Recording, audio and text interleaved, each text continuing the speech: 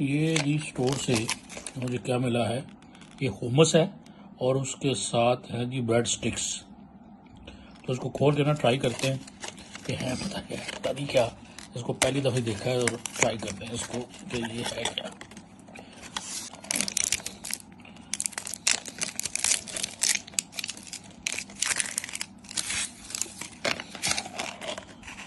ये अच्छी, ये जो है ये है जी स्टिक,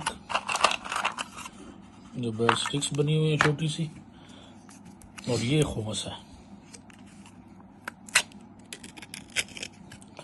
ये देखिए जी, ये है हुमस। अब इसको हम करेंगे ट्राई कि ये कितना की मज़ेदार है।